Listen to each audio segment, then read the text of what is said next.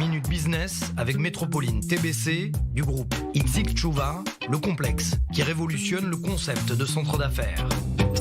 C'est l'heure de la Minute Business sur i24 News. Bienvenue et à la vôtre aujourd'hui. Kampai, c'est comme ça qu'on trinque au Japon. Bonjour Gilles Belaïch, notre expert. Pardon pour l'accent Gilles, mais on parle aujourd'hui du saké, alcool de plus en plus fort et notamment à l'export. Oui, alors cette boisson-là, qui est une base de fermentation de riz, dans lequel l'élément essentiel n'est pas le riz, contrairement à ce qu'on pourrait croire, mais la qualité de l'eau qui provient de cette fermentation-là, se développe de plus en plus vers notamment l'Europe, avec plus 58% d'exportation du Japon vers l'Europe. Donc l'export, ça va fort. En revanche, tendance moins réjouissante au Japon. Oui, alors assez curieusement, au Japon, la tendance est assez baissière.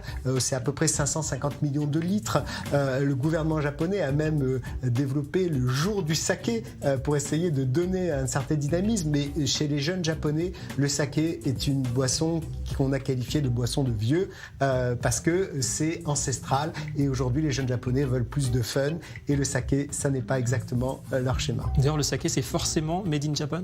Non, pas forcément made in Japan. On le voit d'ailleurs même en France, dans lequel on a des microbrasseries comme les Larmes du Levant à côté de Lyon, ou l'enseigne Wakeze qui a développé toute une distribution de saké à proprement parler. Et c'est de plus en plus un schéma dans lequel les Américains et les Européens s'ancrent. Et puis c'est une boisson qui trouve sa place aussi en gastronomie aujourd'hui. Oui, avec Ducasse ou avec Robuchon qui a mis en place un bar à saké Faubourg Saint-Honoré, et Ducasse qui a demandé de développer des recettes spécifiques. Le saké est très tendance. Voilà, en tout cas, attention aux excès. Merci beaucoup Gilles et à demain. C'était la Minute Business avec Métropoline TBC du groupe Itzik Tchouva, le complexe qui révolutionne le concept de centre d'affaires.